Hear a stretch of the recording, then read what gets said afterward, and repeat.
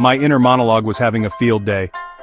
House sitting has a long history, dating back to when caretakers would look after grand estates in the 1800s. Okay, I told myself. Stay calm, you're basically a house sitter. Just like those caretakers of old. You're basically a house sitter, an unpaid, unrequested house sitter. This thought was not as comforting as I hoped. Every floorboard creaked under my feet. Just like in those old houses, each creak sounded like a gunshot in the quiet house.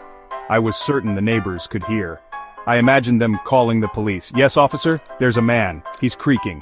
Suspiciously, I practiced my explanation in my head. You see, officer, the door was open. It sounded weak, even to me. I considered hiding, under a bed too dusty and cliché, in a closet. What if it was full of skeletons? Real ones, I mean, or just very unfashionable clothes.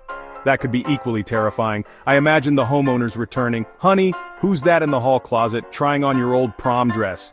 My mind supplied an endless stream of awkward scenarios, each one more cringeworthy than the last. I decided staying mobile, albeit slowly, was the better option. A moving target is harder to hit, or, in this case, harder to confront about their unauthorized presence. Then I heard it, a definite sound, a cough, from upstairs. My heart leaped into my throat. It lodged there, beating like a trapped bird. Someone was home. Someone was definitely home, and I was downstairs, holding my breath, trying to will myself invisible. I flattened myself against a wall, like in a cartoon, hoping the floral wallpaper would camouflage me. It was not very good camouflage. I was not very good at being invisible. My breathing sounded like a wind tunnel to my own ears. I was sure they could hear the frantic thumping of my terror. Just act natural, a tiny voice in my head suggested. What was natural about this? Loitering in a stranger's living room, admiring their taste in throw pillows? I briefly considered grabbing a magazine and pretending to read, as if I'd been invited over for a quiet afternoon of literary appreciation.